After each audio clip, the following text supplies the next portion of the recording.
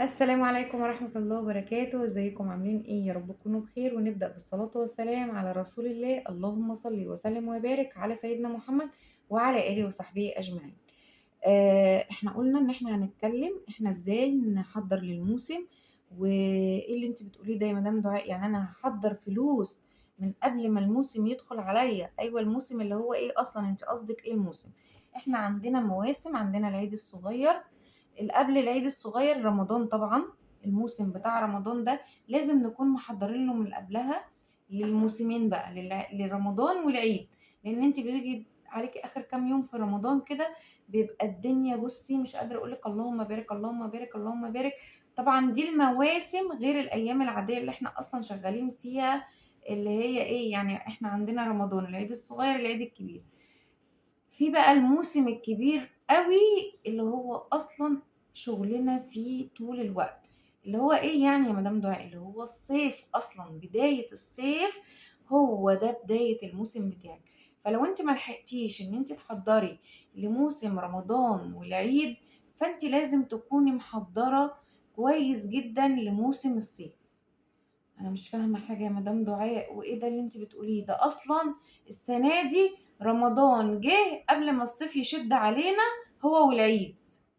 وبعد كده دخلت الصيف، وبعد كده هيخش علينا بقى العيد الكبير. ما هو ده اللي انا بقولك عليه، انت اصلا لازم تعملي حسابك ان انت تحضري للمواسم دي، للصيف عامه. فانت هتكوني مستعده بقى لرمضان والعيد والعيد الكبير والكلام ده كله. طب هاعمل إيه يا مدام دعاء؟ يعني مثلًا الناس اللي بتبقى موزّعة اللي لسه صغيّرة، مثلًا بادئة، مثلًا بدأت معايا من 500، فضلت تبدأ تطلع، مثلًا بقت أوردراتها ب1500، 2000، وصلت لحد 3. ممكن تعملي جمعية ما تقلّش عن 7، 10، وتجيبي بيها بضاعة من قبل ما الموسم ما يهِل عليكِ. أنتِ خلاص خدتِ فكرة وعرفتِ إيه اللي بيشتغل فين وإيه اللي إيه. طب أنا مش عارفة حاجة يا مدام دعاء. حاضر هاقول لِك. موسم الصيف ده يعني لازم يكون عندِك مبيد النمل والصراصير، مبيد البق، مبيد الذباب، مبيد مثلًا القُراد، مبيد الناموس، مبيد البراغيث. الحاجات دي كلّها لازم تكون موجودة. طب هل أنا هاجيب ب7000 جنيه كلّها مبيدات يا مدام دعاء، وآجي بقى وقت ما يتطلب منّي قاهر وحمامات ومش عارفة إيه والكلام ده كلّه، ما أعرفش أجيب؟ ما هو أنتِ لمّا تجيبي المبيدات دي وتفضل عندِك، أولًا فلنفرض إن المبيد ده أنتِ جبتيه من قبلها ب3، 4 شهور، وركنتيه عندِك، جات الزيادات اللي بتزيد زيادة في الزيادة دي، أنتِ كده عندِك الحاجة مركونة، صلاحية المنتج 3 سنين. أنا بانصحِك نصيحة لوجه الله، تاخدي بيها أو ما تاخديش، تمام؟ كده البضاعة عندِك مركونة، هيتطلب منِّك على طول كده. يعني لو إحنا في رمضان طبعًا هيكون عندِك مبيدات وإيه، ومنظفات، وأنتِ عارفة طبعًا ما ينفعش يبقى ما فيش قاهر، ما فيش مفروشات، ما فيش خشب، ما فيش حمامات، دُولة كده موجودين. تجيبي بقى من كل حاجة، مثلًا لو إحنا لسه صغيرين 6، 6، 6، 12، 12، 12 مثلًا حسب مقدرتي. أطلّع لي 3، 4، 5 أوردرات كده، ألِم لي شوية فلوس، أقوم جايبة مبيدات، أشوف إيه اللي ماشي معايا.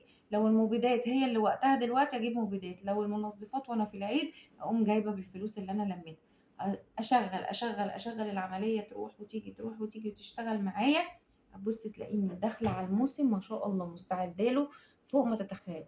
طب أنا موزعة كبيرة وموزعة معتمدة وتحتيّا ناس وبتاخد مني حاجات، أقوم أنا جايبة من كل منتج أقل حاجة لو أنا تحتي موزعين 100، لو أنا ما تحتيش موزعين، هي موزعة والّا 2، خمسينات. تمام، وبارك الله فيما رزق. من 4، 5 منتجات خمسينات، ومن الباقي اتنشرات. وكفى الله المؤمنين شر القتال. وأنا كده محضرة نفسي للموسم، أبيع وألم وأجيب، أبيع وألم وأجيب، أبيع وألم وأجيب. الموسم يدخل عليَّ مرتاحة، الناس كلها ما عندهاش المبيد الفلاني وأنا عندي، لسه هتطلب أوردر وأنا عندي، الناس كلها ما عندهاش المعطر الفلاني وأنا عندي. وتقابلنا الحاجات دي ليه يا مدام دعاء؟ طب انت بتقولي نعمل كده ليه؟ الشركة ما فيهاش المنتجات، اللي الشركة مش موفرة المنتجات؟ لا، الشركة موفرة المنتجات، والمنتجات موجودة في كل مكان. بس المشكلة في الدور بتاعك عشان يجيلك الأوردر. أنا الشركة مثلا، والعياذ بالله من كلمة أنا، الشركة مثلًا بتخُص الوكلا الأول إن هي تدّيهم الشغل.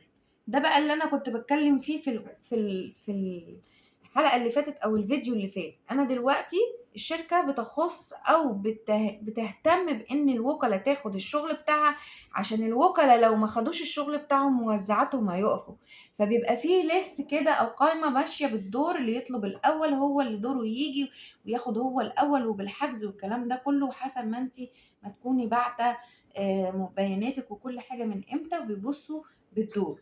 ليه؟ عشان أقدر إن أنا أدّي للموزعات اللي تحتيّا، فالموزعات اللي تحتيّا يقدروا يشتغلوا.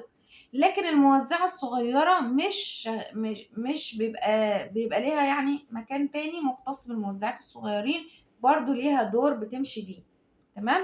فالشركة بتخُص أو بتختص الوكلا إن هي طبعًا تدّيهم الأول، وليهم الadmin بتوعهم اللي بيشتغلوا معاهم، وهنا الناحية دي في الموزعات الصغيرين ليهم دورهم وليهم طب يا مدام ده الموزعات الصغيرين بيوصل لهم الorder بتاعهم أسرع، ما عشان هم صغيرين وقليلين ولسه، والأوردرات ما شاء الله بتبقى صغيرة بتطلع بسرعة. لكن أنتِ على ما دورِك بقى، أمّا العربية تسافر وتروح وتيجي وتروح وتيجي تاني، برضه كتير، بيبقى كتير جدًا، فبيبقى إرهاق. فأنتِ في شركة كبيرة عريقة لازم تستحملي، ولازم تكوني عارفة إن أنا لازم أكون منظمة من الأول من البداية، أكون عاملة حسابي من الأول، أكون مضبطة أموري، أكون عاملة حسابي في السيولة بتاعتي، أفضل منتمية للteam بتاعي، أفضل منتمية للموزعة بتاعتي، للوكيلة بتاعتي، أفضل ماشية على النهج بتاع الوكيلة بتاعتي. طول ما أنا ملتزمة بالقوانين اللي الشركة بتقولها، طول ما أنا هافضل ماشية في اتجاه واحد، اتجاه طريق طويل طوالي، ماشي على طول الستريت، ولا بيحود يمين ولا بيحود شمال. أنتمي للteam بتاعي، أعمل له ريفيوهات، أعمل له فيديوهات، أسمع كلام الوكيلة. الوكيلة هي اللي بتكبّر اسم الteam، وأنا لمّا بامشي في الشارع أقول أنا من team مثلًا فلانة الفلانية، يبقى أنا كده عايد على إن فلانة الفلانية دي هي اللي شغّالة على الteam بتاعها وبتكبّره وبتهتم بيه. يبقى أنا لازم ألتزم بالقوانين، ألتزم بإن أنا آخُد منها هي وبس، ما آخُدش من حد تاني. لازم أفضل منتمية للteam بتاعي، لازم أكون جديرة بكل المميزات اللي أنا باخدها عن طريق الوكيلة بتاعتي. لازم يعني الانتماء يا جماعة، طول ما أنا ماشية باقول لكم الانتماء، الانتماء، الانتماء. لازم تكوني منتمية للteam بتاعِك على أكبر قدر ممكن، عشان الناس الوكلا دول أو الموزعات المعتمدات بتتعب جدًا على ما توفّر لكم المعلومات والمنتجات وكل حاجة. بجد إحنا فعلًا بنعمل مجهود جبار، خصوصًا في الموسم، وإحنا بنكون عايزين برضه نعمل لنفسنا حاجة نقدر إن إحنا نفيدكم بيها كده. فيا جماعة شجعونا وقفوا معانا، خلّيكم على طول داعمين، ما تكونوش مدعومين. يعني مش لازم تبقوا طول الوقت بتدعّموا، لازم برضه أنتم كمان تدعّموا علشان نقدر نستمر، عشان نقدر ندّي أكبر ما عندنا. ولو عجبكم الفيديو ما تنسوش تعملوا لايك وشير عشان الشير بينفع الغير، واستودعكم الله الذي لا تضيع ودائعه، والسلام عليكم ورحمة الله وبركاته.